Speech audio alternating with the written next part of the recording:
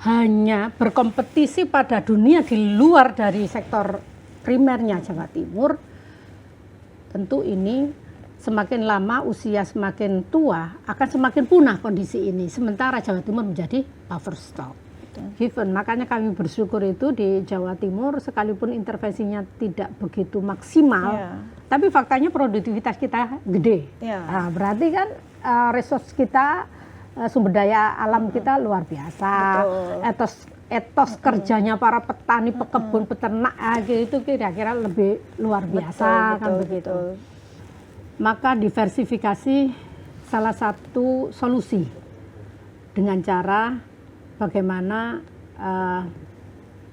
kita melakukan gerakan pangan lokal semaksimal mungkin, sehingga kita tidak perlu ada ketakutan untuk tidak tercukupinya kebutuhan pangan kita.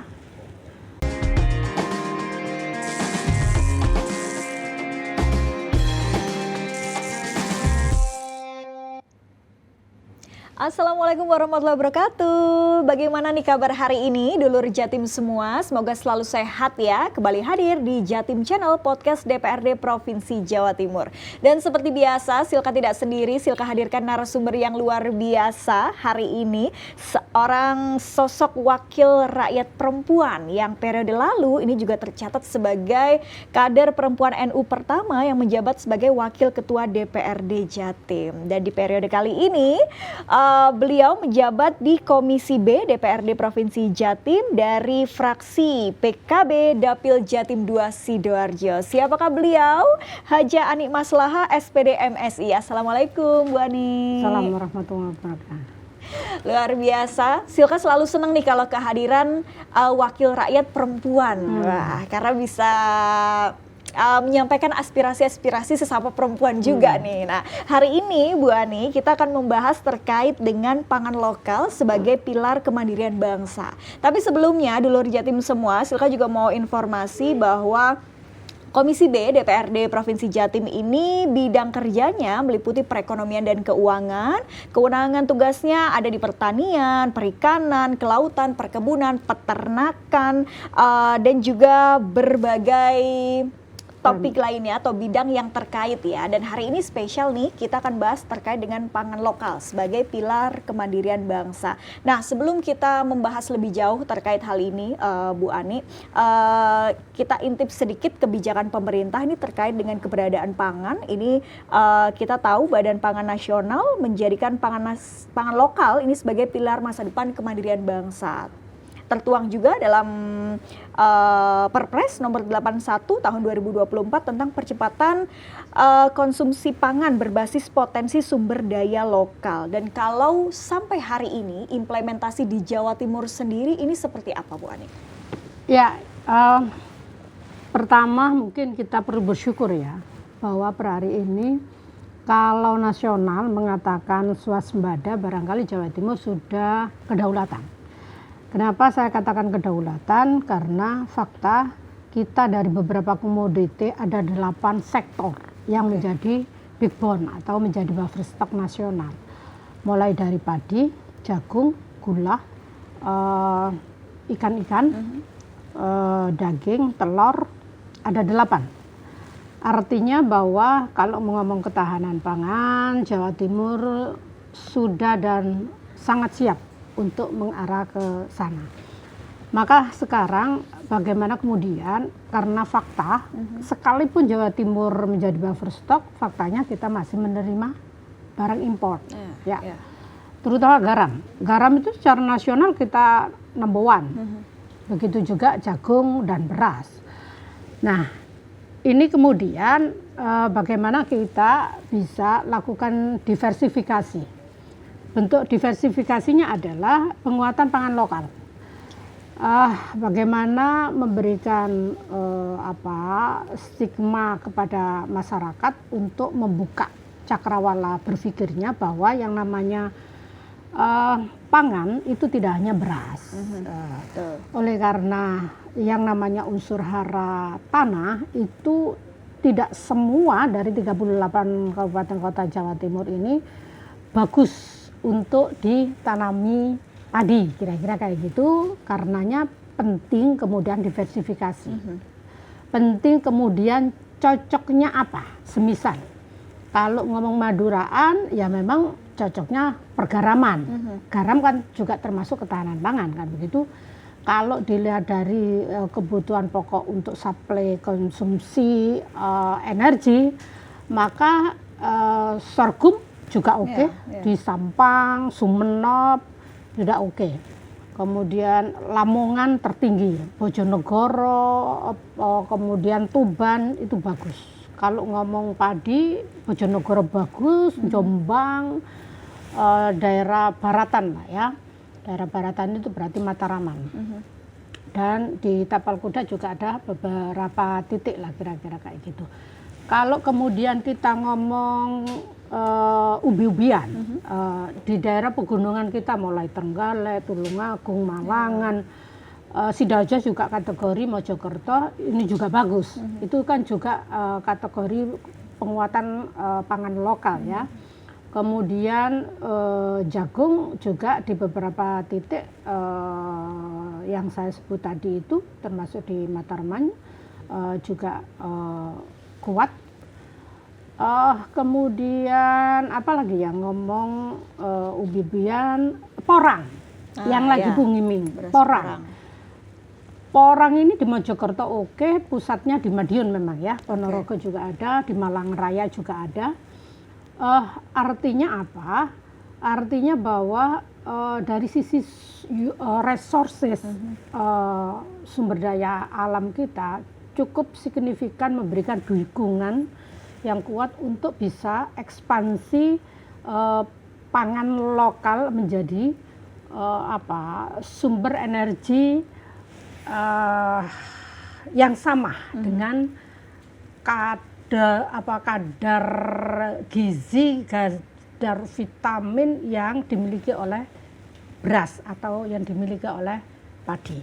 Oleh karenanya sembari untuk pelaksanaan implementasi dari Perpres 81 tahun 2024, sesungguhnya Jawa Timur sudah siap untuk itu dan sudah melakukan itu, hanya memang perlu didorong yang lebih maksimal, terutama dalam hal pasar. Karena kesimpulan para petani ini adalah produktivitas kita itu oke. Petani kita itu sangat oke karena given apa? Sumber daya alamnya sangat mendukung. Dari sisi SDM-nya sudah oke karena turun-temurun lah. Sektor ekonomi realnya Jawa Timur kan memang di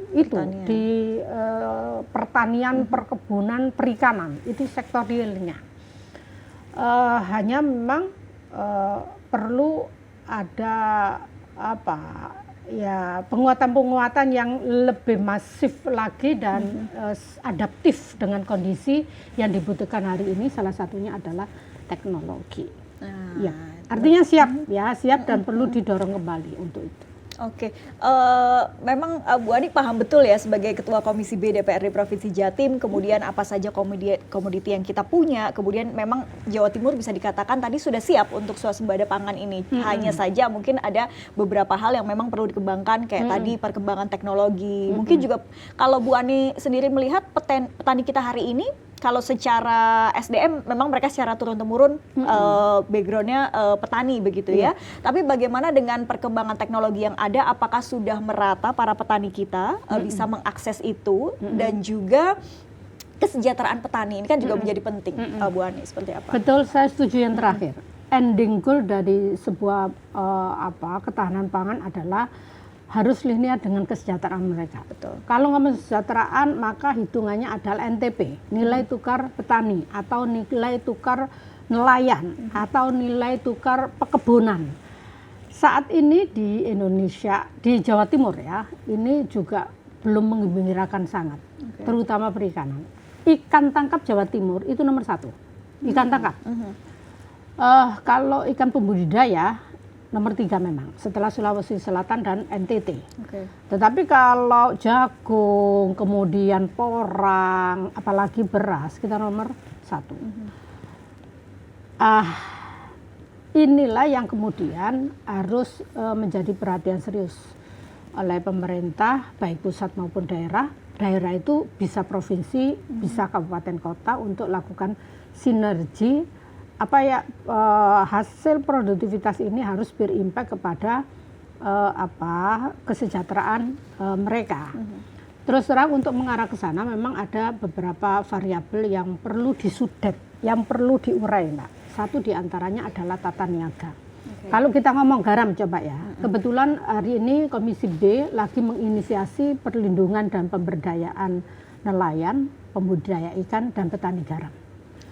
Antara petani garam, petambak atau pembudidaya ikan dengan para petani padi, petani garam lebih turun kesejahteraan, lebih jauh dari kesejahteraan. Salah satunya adalah di situ ada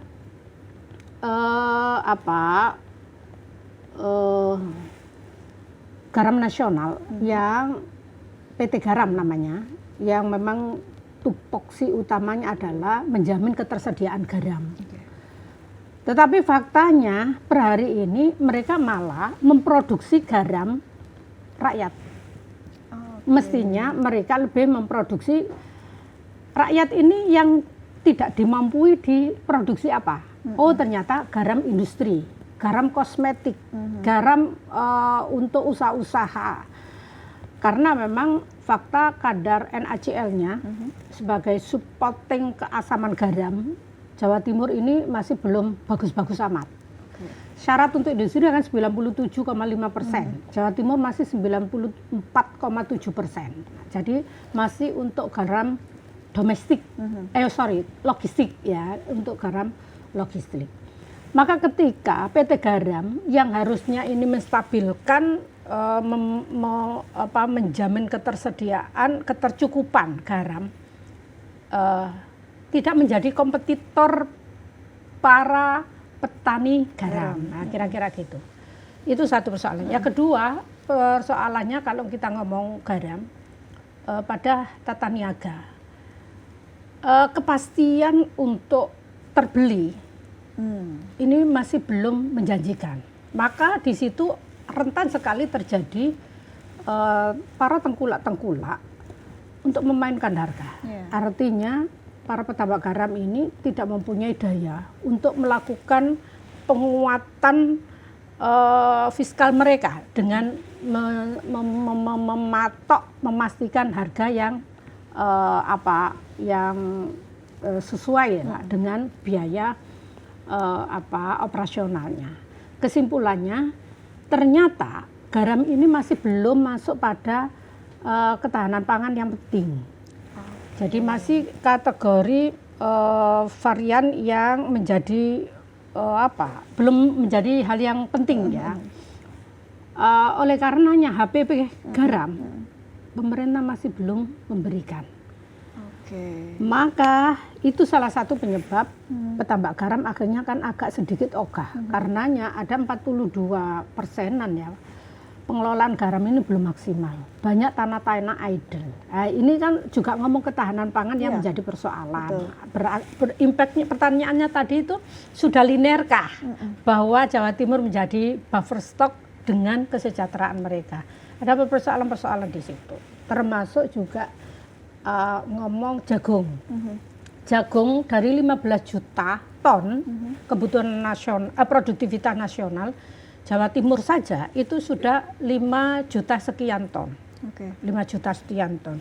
Artinya sudah sepertiganya ya itu disupport oleh Jawa Timur. Tetapi pertanyaannya kalau ngomong itu kan perkebunan, apakah mereka sudah sejahtera? Ya faktanya mereka masih bisa memenuhi kebutuhan primernya saja. Kalau toh sekundernya ya mungkin kurang bisa maksimal, apalagi ngomong tersier. Jadi persoalan ketahanan pangan, Mbak, kalau saya melihat itu antara on farm dengan off farm itu masih sejahtera yang off farm. Pengelolaan, petaninya masih belum. Itu satu di antara penyebabnya adalah tata niaga yang harus diselesaikan. Masih ada rentetan yang cukup panjang, rantai yang cukup panjang, permainan tengkulak yang sangat tinggi, memainkan untuk harga. Akibatnya kesejahteraan mereka belum begitu maksimal. Oke, jadi dari beberapa penjelasan Bu Ani tadi menarik ya, bahwa memang sebetulnya memang ada problem yang ya itu harus diatasi begitu. Apakah kemudian DPRD Provinsi Jatim Komisi B memberikan ini ya beberapa rekomendasi begitukah Bu sebagai fungsi pengawasan ya, bahwa ya ini memang harus diatasi, termasuk juga tadi kan ini sebetulnya hal yang sepele tapi berdampak ketika garam dianggap bukan komoditi yang penting seperti mungkin beras dan lainnya, padahal itu juga menopang dan lain sebagainya. Nah, apa kemudian catatan atau rekomendasi-rekomendasi yang sudah Komisi B mungkin godok untuk mengatasi permasalahan ini? Iya. Ada beberapa strategi yang harus dilakukan oleh pemerintah provinsi, tentu bersama-sama dengan kami ya, karena sama-sama sebagai penyelenggara daerah. Yang pertama adalah penguatan legalitas sebagai kekuatan hukum untuk bisanya pemerintah mengafirmasi fiskal atau budgeting terhadap tumbuh kembangnya ketahanan pangan. Ketahanan pangan sekali lagi ya ada pertanian, ada perikanan, ada perkebunan, kira-kira seperti itu. Jawa Timur ini sudah ada Perda Perlindungan dan Pemberdayaan UMKM, dan itu inisiasi dari DPRD. Udah lama, ketika saya DPRD yang lama. Kemudian kita mempunyai perlindungan pemberdayaan nelayan. Maka kemudian hari ini kita lakukan perubahan yang lebih ekspan lagi, tidak hanya nelayan yang kita lindungi, tetapi pembudidaya ikan dan petambak garam yang tadi saya sampaikan.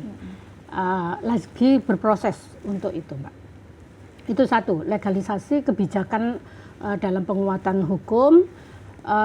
Yang kedua adalah peningkatan produktivitas. Kalau ngomong peningkatan produktivitas, maka upaya yang harus dilakukan adalah mulai dari bibit. Penyediaan bibit harus unggul, karena bibit ini berpengaruh kepada hasil produktivitasnya, qualified apa tidak, cepat panen apa tidak. Ya selain bibit, irigasi menjadi penting.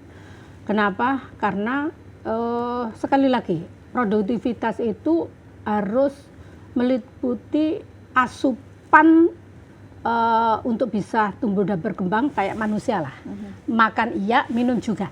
Maka harus irigasinya tercukupi. Kebetulan Mbak, Jawa Timur ini sanitasi untuk irigasi terhadap sektor ketahanan pangan itu warisan zaman Orde Lama, yang tentu harus dilakukan revitalisasi. Makanya ada program pemerintah terkait dengan ini, itu akan ada revitalisasi pesisir utara Jawa. Jadi kalau kita ngomong pesisir berarti Tuban, Bojonegoro, Lamongan, kira-kira kayak begitu sampai dengan Sumeneb. Itu satu diantaranya untuk memfungsikan kembali sektor primer yang ada di Jawa Timur agar produktivitasnya bagus. Selain itu adalah teknologi tentu. Kecukupan teknologi modern. Salah satu penyebab hari ini kenapa sih anak muda masih belum bisa maksimal cinta terhadap sektor real. Sementara hari ini adalah bonus demografi. Ketika para pemudanya hanya berkompetisi pada dunia di luar dari sektor primernya Jawa Timur, tentu ini semakin lama usia semakin tua akan semakin punah kondisi ini. Sementara Jawa Timur menjadi buffer stock. Di antaranya karena ngomong ketahanan pangan bagi anak muda masih sengsara, belum canggih kira-kira. Seperti yang kita tahu kan ada anak yang awal TKI dari Lumajang. Satu anak mengelola hamparan sawah 32 hektar, hanya satu orang. Kenapa mampu? Ya karena kecanggihan teknologi di Jepang itu ya. Nah ini saya pikir juga akan membangkitkan para milenial untuk mau bertani kira-kira kayak gitu. Dan yang terpenting lagi memang kepastian harga itu menjanjikan untuk bisa sejahtera kira-kira kalau kita mengarah kepada sektor primer itu. Hal yang lain selain teknologi canggih adalah pasar. Intervensi pemerintah untuk bisa akses pasar dengan berbagai forum, bagaimana bisa mendatangkan atau mempertemukan buyer-buyer itu juga menjadi penting. Yang pasti sistem perizinan menjadi faktor investasi bisa berkembang apa tidak, itu juga harus menjadi perhatian oleh pemerintah untuk itu. Dan hari ini karena pasar digitalisasi lebih menjanjikan dan faktanya antara pasar tradisional, konvensional dengan online itu 3 kali lipatnya lebih survive pasar online, maka pemerintah harus memfasilitasi untuk itu. Jadi ada banyak hal, itu diantara strategi yang harus kita lakukan, mulai dari sisi regulasi, kemudian penyiapan infrastruktur, sampai pada penguatan SDM karena memang perlu di-upgrade, apalagi kemudian memakai teknologi canggih, kan tidak bisa kemudian kita hanya memfasilitasi sarana prasarana alat yang canggih tapi tanpa ada bimbingan pelatihan, sehingga bimbingan dan pelatihan juga harus dilakukan. Saya pikir itu sih. Jadi beberapa strategi ini memang harus dilakukan. Bu Ani, monggo diminum dulu sambil kita ngobrol-ngobrol. Dan memang semakin menarik, apalagi tadi Bu Ani menyebut bahwa kita juga butuh peran teman-teman muda, dulur Jatim semua nih yang masih muda-muda. Kita punya bonus demografi, tapi kita masih terjebak dengan stigma bahwa bidang pertanian itu masih sangat konvensional atau old style yang bukan anak muda banget.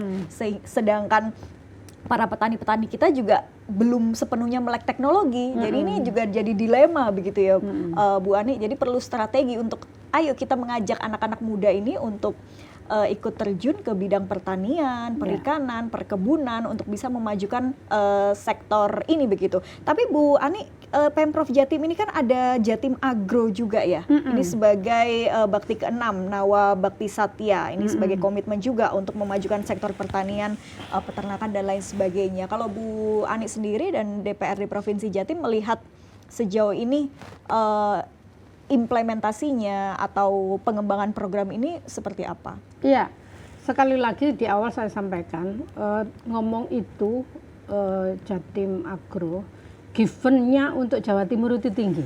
Kebetulan unsur hara kita itu, tanah kita untuk pertanian dan sejenisnya itu masih cukup bagus, sehingga kita tentu perlu bersyukur, itu yang pertama. Yang kedua, fakta. Kalau ngomong implementasinya kayak apa sih di Jawa Timur, fakta memang semakin ke sini dari 8 komoditas tadi itu menjadi jawaban bahwa memang cukup bagus semakin ke sini. Hanya pada sisi afirmasi budgeting. Terus terang hari ini kekuatan APBD Jawa Timur itu sekitar 29 triliun. Sektor ketahanan pangan, sektor untuk 3 hal, pertanian, perikanan, kemudian perkebunan, tambah 4, industri dan UMKM, udah sampai 5%, Pak. Kecil kita. Nasional cukup bagus, kenaikannya 36%. Dari 114 triliun, hari ini 155 triliun. Tapi terbagi 38 provinsi, ya, tinggal kita ke bagian keberapa kan gitu. Tapi kalau Jawa Timur masih kecil, Mbak. Masih kecil. Hanya sekitar 1,5 triliun dari 4 sektor tadi itu. Makanya berarti kehebatan Jawa Timur ini given-nya luar biasa.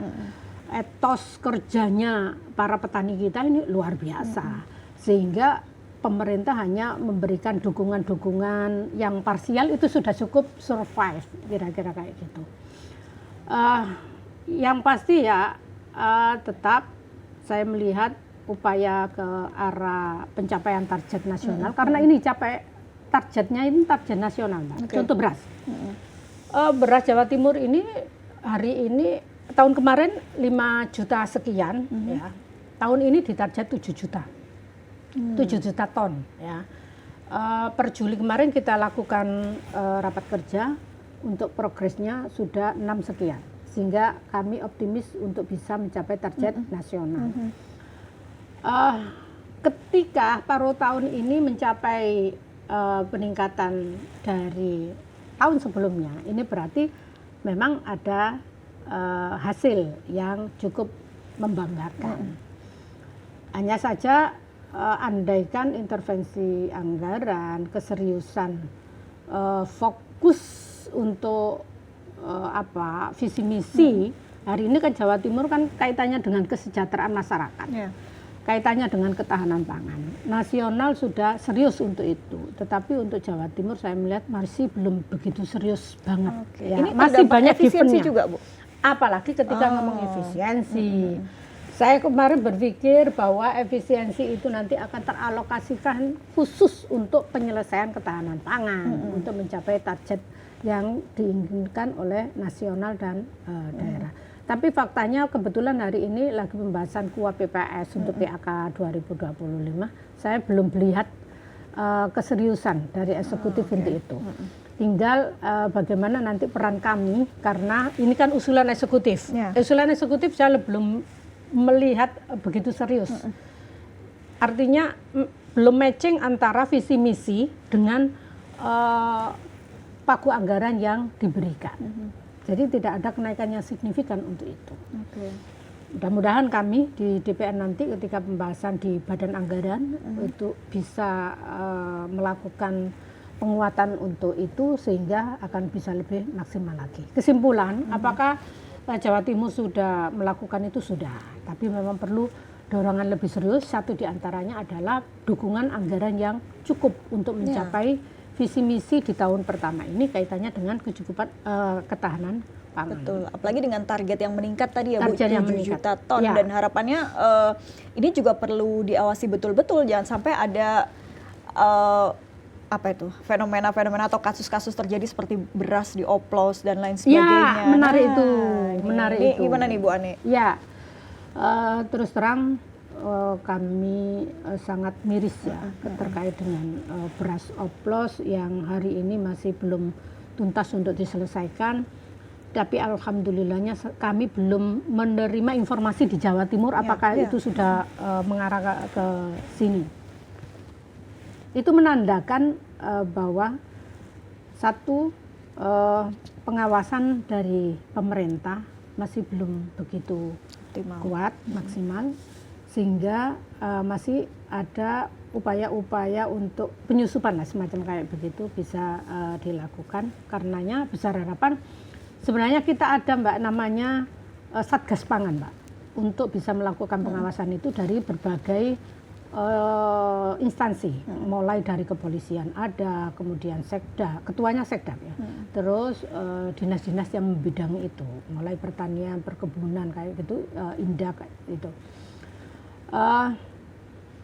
Yang kedua, menandakan memang mulai merasa ada kesulitan pangan kan begitu, sampai kemudian mereka melakukan itu ya.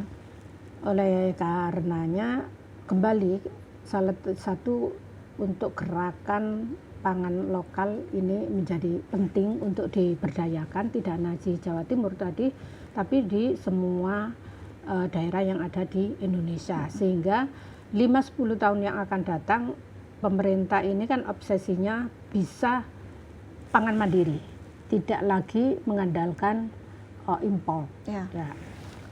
Maka kemudian solusinya adalah perlu melakukan sosialisasi yang masif, termasuk di dunia pendidikan, terkait bahwa makan itu tidak hanya padi sesungguhnya, tapi bisa diversifikasi dengan berbagai olahan yang lain, tanaman Betul. yang lain dengan olahan yang lebih varian sehingga menarik, kira-kira kayak begitu.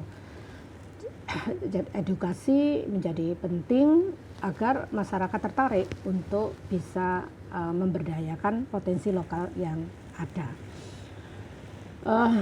Sehingga mungkin hal-hal yang kaitannya beras oplos ini tidak akan terjadi. Kenapa? Ya karena kebutuhan pangan bisa tercukupi dengan varian yang bermacam-macam tadi.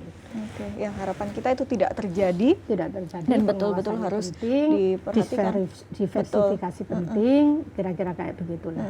Termasuk juga tadi regulasi yang harus Regulasi diperkuat, dan juga ini ya Bu tadi anggaran. Kalau tadi bicara 1,5 triliun berarti ya, itu penggunaannya sejauh ini lebih ke mana Bu? Ke alat-alat kah, pengadaan alat atau seperti apa? Semuanya. Semua Mulai ya? bibit, irigasi, Tapi kan alat. itu kecil ya.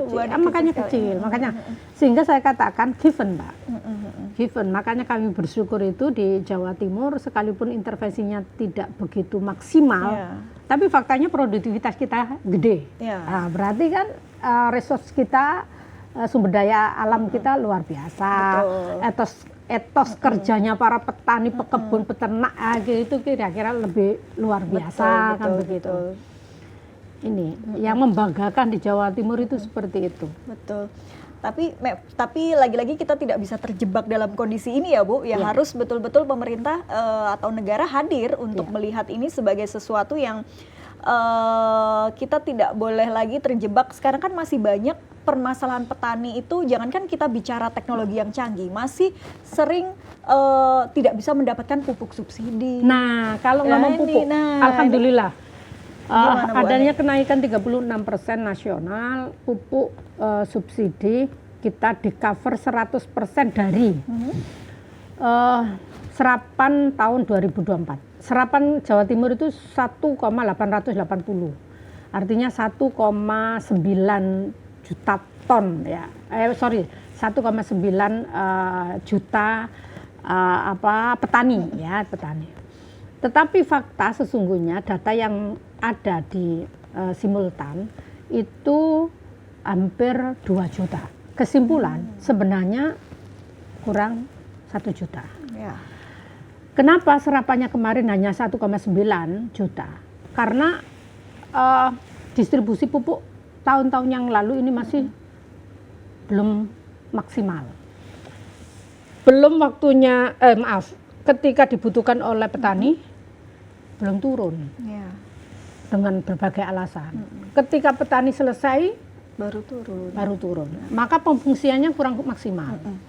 Yang kedua, untuk bisa nebus, waktu itu kan debatable. Awal-awal harus masuk simultan, harus mempunyai kartu tani, di tengah-tengah baru cukup KTP. Yang ketiga, penebusannya harus pada tokoh tertentu yang sudah mendapatkan legalisasi. Sementara masih ada praktek-praktek untuk ijon dan lain sebagainya. Sehingga kadang sektor petani asli yang membutuhkan ini sudah habis. Akibatnya kebutuhan 2 juta hanya bisa terakses 2 juta lebih, hanya terakses 1,9 juta. Itu dicukupi 100%, Pak. Sehingga Jawa Timur 1,6. Alhamdulillah pada pembahasan kemarin akan ada tambahan. Sesungguhnya sekali lagi data yang ada itu masih kurang 1 juta. Ditambahi informasinya 200. Berarti kurang 8 juta. 800. 800 minggu lalu kita hearing dengan Dinas Pertanian, kita usulkan untuk 800 ini bisa dicukupi dengan APBD Jawa Timur. Artinya ngomong pupuk ke depan tidak ada lagi cerita, tidak ada lagi problem. Karenanya saya berharap kepada masyarakat petani ketika itu masih menjadi persoalan pupuk subsidi langka, jangan segan-segan untuk menyampaikan kepada siapapun, mulai kepala desa, DPR di masing-masing tempat, dan lain sebagainya, karena pemerintah tahun ini hakikatnya menyiapkan kebutuhan 100% dari yang dibutuhkan oleh masyarakat petani. Oke, nah ini kabar baik nih untuk para petani-petani kita ya. Mungkin juga banyak yang belum tahu, para petani sudah tidak akan lagi nih untuk mengalami kelangkaan pupuk subsidi dan lain sebagainya, karena ini juga cukup krusial ya Bu Ani, kalau tadi disampaikan juga hal-hal yang terjadi, kemudian petani kita lagi yang kemudian rugi, belum lagi sekarang kalau kita kaitkan dengan climate change dan lain sebagainya. Ini kan juga tantangan juga bahwa kadang waktu panen gagal panen, belum lagi hal-hal yang tidak menentu, yang tidak bisa diprediksi itu ya terjadi pada para petani kita yang pada akhirnya menyebabkan permasalahan itu semakin berkembang dan juga banyak. Kemudian ini juga kebijakan swasembada pangan ini kan juga masuk dalam misi Astacita pemerintah pusat ya Bu Ani, untuk bagaimana menginfluence banyak pihak, stakeholder ini untuk berkontribusi memaksimalkan potensi, dan termasuk juga ini ada intervensi BUMD. Iya. Nah, ini untuk mengembangkan atau mendukung keberadaan produksi pangan lokal di Jatim. Sejauh ini sudah seperti apa, Bu? Iya, kalau kita lihat tupoksi BUMD itu substansi core-nya itu 3. Satu, sumber PAD, terutama adalah BUMD yang berbasis keuangan. Kalau kita mempunyai Bank Jatim dan BPR UMKM Jatim. Yang kedua, katalisator penguatan pertumbuhan ekonomi. Artinya hal apa yang belum bisa dicukupi, diberdayakan, produksi oleh dunia swasta, maka pemerintah melalui BUMD inilah yang melakukan intervensi. Kemudian yang ketiga adalah stabilisasi pasar. Bagaimana melalui BUMD ini ketika panen raya masyarakat tidak resah karena anjlok, ketika kesulitan HET tidak harga real tidak jauh dari HET, menstabilkan ini adalah fungsi dari BUMD. Oleh karenanya kesimpulannya BUMD itu kepanjang tanganan pemerintah. Karenanya berharap 2 tahun yang lalu Jawa Timur melalui salah satu BUMD-nya BWU mempunyai satu program namanya Lumbung Pangan, Pak. Jadi kala 2 tahun lalu pasca sedang dan pasca COVID ini kan kita ngomong terkait dengan sembako, itu kan terjadi fluktuasi yang sangat tinggi. Maka untuk menstabilkan itu PWU diberikan kewenangan untuk membuat program kaitannya mengambil atau menyerap hasil panen rakyat yang kemudian dijual lagi oleh pemerintah dengan harga yang sesuai HET lah. Setidaknya para tengkulak yang memainkan ini tidak akan bisa semena-mena untuk itu, dan alhamdulillah akhirnya bisa stabil, terutama ketika menjelang hari raya kan biasanya seperti itu. Itu idealnya ya. Tetapi fakta terus terang kalau ngomong dividen, kita punya 7 BUMD, Mbak. 7 BUMD, 2 penyertaan modal karena milik BUMN. Yang survive ya hanya Bank Jatim. Lainnya tidak survive. Kalau ngomong sumber PAD, tadi kan saya ngomong sumber PAD, nggak survive. Analognya ketika uang itu disertakan ke dalam BUMD, dividennya hanya 0,03%, sementara uang kalau ditaruh di deposit itu bisa 6%. Kan rentangnya sangat jauh. Bahasanya kan begini, mendingan uang itu taruh aja di bank, lebih aman dan lain sebagainya. Itu dari sumber PAD tidak signifikan, tidak menyenangkan. Yang kedua, terkait dengan menjadi solusi sebagai kepanjang tanganan pemerintah harus hadir dalam mensupport peningkatan pertumbuhan ekonomi. Saya juga belum begitu melihat yang signifikan. Ada kita ini JGU itu core bisnisnya ada yang namanya Puspa Agro. Ada anak perusahaannya Puspa Agro yang ada di daerah Taman berdekatan dengan rumah kami. Sampai detik ini juga mangkrak. Padahal itu angka hampir 1 triliun ya, mulai bangunan dan tanah. Ya, satu di antaranya adalah akses jalan yang hari ini baru ada solusi jalan alternatif karena arah ke sana namanya Kletek itu memang macet ya. Ini berakibat pada antara supplier dengan demand ini tidak sebegitu tertarik untuk sana, akibatnya ya mangkrak. Artinya banyak mubadir. Sekalipun banyak mubadir karena sudah terbentuk dan ada satu BUMD yang mengurusi kayak gitu, mestinya itu tidak bisa berlarut-larut penyelesaiannya, tapi faktanya hari ini berlarut-larut. Termasuk juga kalau kita ngomong PWU, faktanya terkait dengan aset yang menjadi salah satu core-nya PWU, development yang salah satu core-nya PWU juga tidak bisa maksimal untuk itu. Kaitannya dengan yang lain di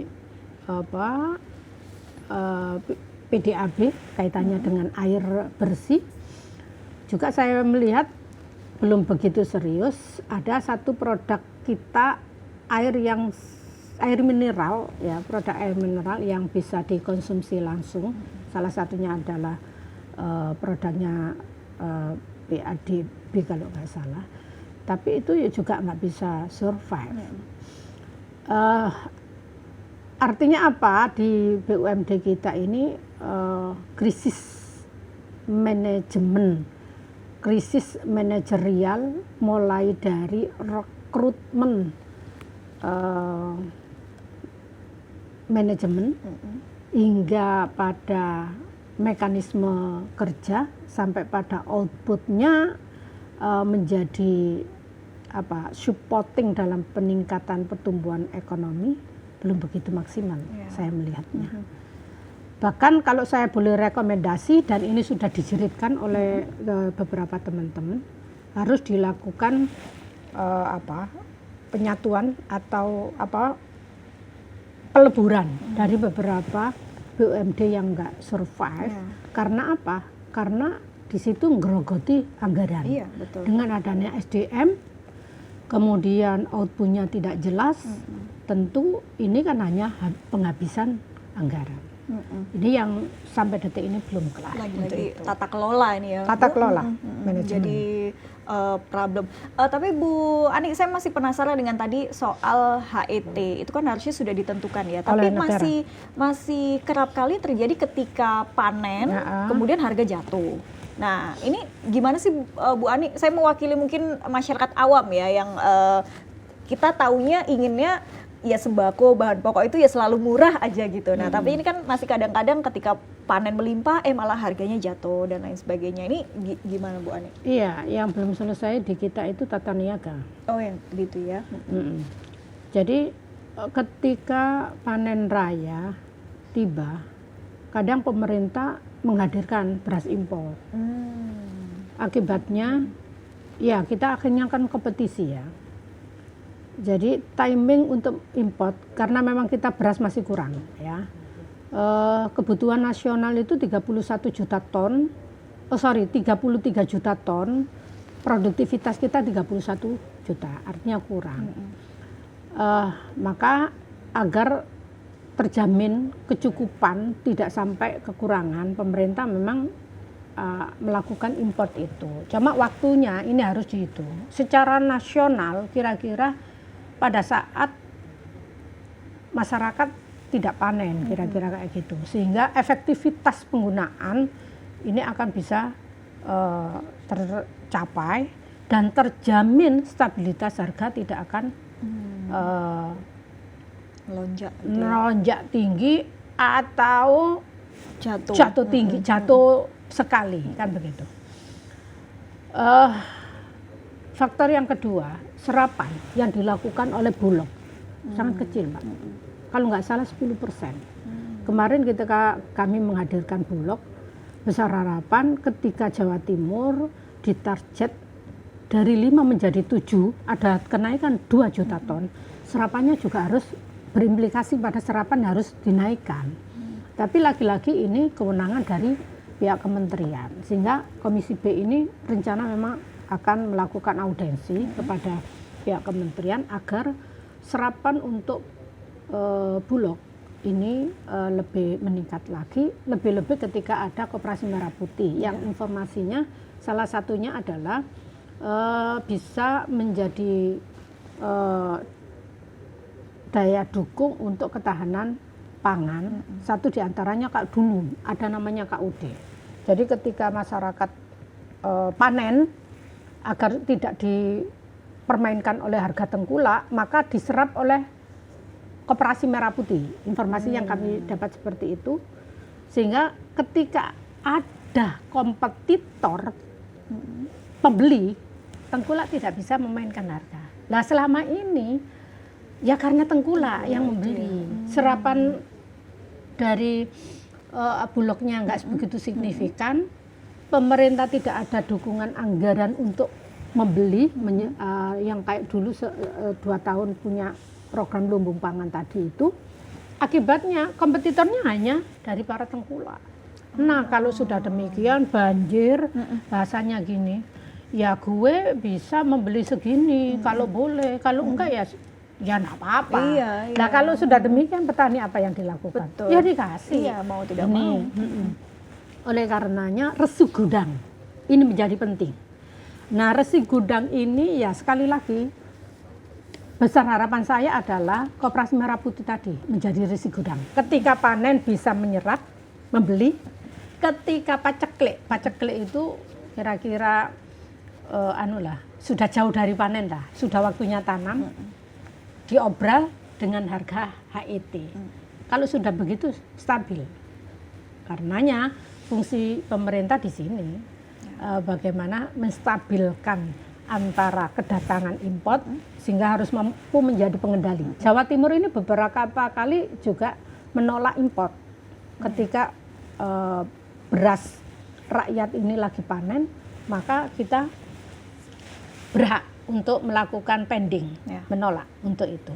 Sudah beberapa kali dan itu rekomendasi dari DPRD juga. Oke, baik, luar biasa dari perbincangan kita tadi. Komisi B khususnya ini juga sudah melakukan banyak upaya begitu ya untuk pengawasan, kemudian lain sebagainya untuk pengembangan dari pangan lokal. Bu Ani, mungkin karena waktu kita ternyata tidak lama, nggak kerasa kita ngobrol-ngobrol tadi soal pangan lokal. Terima kasih sudah hadir di sini. Atau mungkin ada sepatah dua kata terakhir untuk masyarakat khususnya bahwa ini memang negara harus hadir begitu. Ini tugas pemerintah, tapi sinergi dengan masyarakat juga perlu kita bangun. Mungkin ada yang disampaikan untuk para masyarakat, Bu Ani? Berharap bahwa terkait dengan visi misi pemerintah nasional maupun daerah untuk kedaulatan pangan di Jawa Timur dan swasembada pangan di nasional, maka diversifikasi salah satu solusi dengan cara bagaimana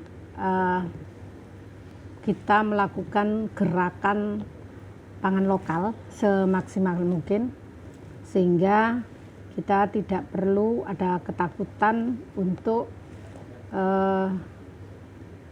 tidak tercukupinya kebutuhan pangan kita. Karenanya ayo kita rubah mindset kita, kalau tidak makan nasi sepertinya tidak makan. Hari ini ayo kita mengkonsumsi asupan yang bergizi, yang standar nilai vitamin gizinya sama dengan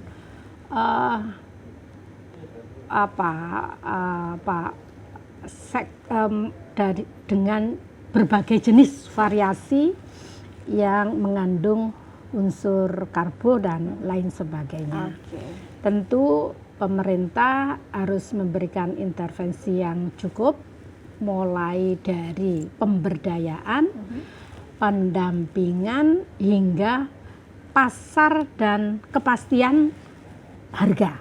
Sehingga dengan demikian bersama-sama antara pemerintah dengan masyarakat untuk bisa mencapai ketahanan kedaulatan pangan yang benar-benar berujung pada kesejahteraan masyarakat, terutama adalah para petani, nelayan, peternak dan perkebunan. Oke, baik, terima kasih banyak Ibu Hajah Ani Maslahah, SPD MSI, Ketua Komisi B DPRD Provinsi Jatim sudah bergabung bersama kami dan memberikan banyak sekali insight. Dan dulur Jatim semua, terima kasih ya sudah menyaksikan Jatim Channel, podcast DPRD Provinsi Jawa Timur. Kita akan kembali hadir di podcast-podcast selanjutnya. Sampai jumpa. Assalamualaikum warahmatullahi wabarakatuh.